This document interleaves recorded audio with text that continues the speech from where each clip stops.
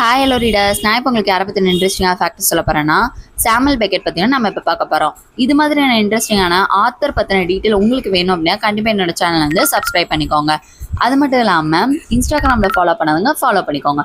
First point என்ன அப்படின்னா, Murphy 1938 வந்து பப்ளிஷ் பண்ணியிருக்காரு. இது வந்து example of Beckett's fascination towards game of chess.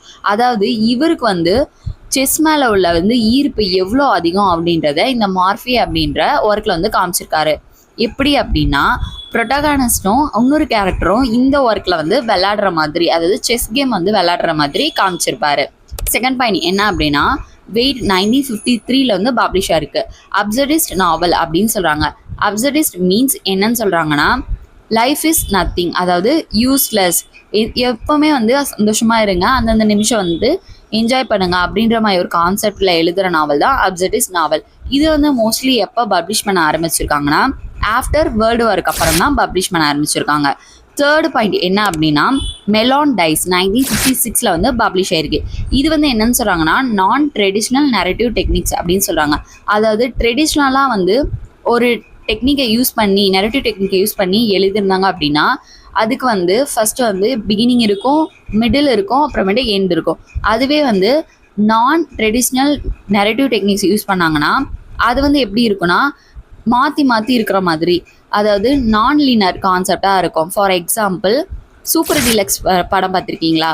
அதில் வந்து ஒரு பக்கம் விஜய் சேதுபதி காமிப்பாங்க, இன்னொரு பக்கம் சமந்தாவோட லைஃப் எப்படி போயிட்டுருக்கு அப்படின்னு காமிப்பாங்க. இது மாதிரி வேறு வேறு ஆங்கிளில் அடுத்தடுத்து ஒரு கோர்வையாக ஒரே ஒருத்தரோட கதை காமிக்காமல் மாற்றி மாற்றி ஒரு நான் லீனராக போகிற விஷயத்தை தான் என்னன்னு சொல்கிறாங்கன்னா, நான் ட்ரெடிஷ்னல் நரேட்டிவ் டெக்னிக் அப்படின்னு சொல்கிறாங்க. ஃபோர்த் பாயிண்ட் என்ன அப்படின்னா, எண்ட் கேம் 1957 வந்து பப்ளிஷ் ஆயிருக்கு. இது வந்து one act play.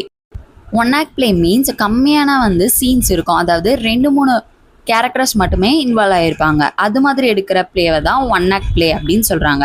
Fifth point என்ன அப்படின்னா, பிரீத் 1969 வந்து பப்ளிஷ் ஆயிருக்கு. இதை வந்து என்னன்னு சொல்லுவாங்கன்னா, ஒன் கேரக்டர் பிளே அப்படின்னு இன்னொரு பேரில் சொல்லுவாங்க.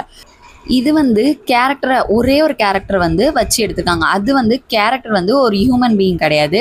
என்ன சொல்கிறாங்கன்னா, நான் லிவிங் திங்ஸ், அதாவது லைஃபே வந்து எப்படி வந்து லைஃப் இருக்கணும் அப்படின்ற ஒரு கான்செப்டில் எழுதப்பட்ட ஒரு கதை தான் பிரீத். அதாவது லைஃபே அதை பற்றி நரேட் பண்ணுற மாதிரி இருக்கும். இந்த ஃபார்மேட்டில் எழுதியிருப்பாங்க பிரீத் அப்படின்ற இவரோட ஒர்க்கை. Thanks to all.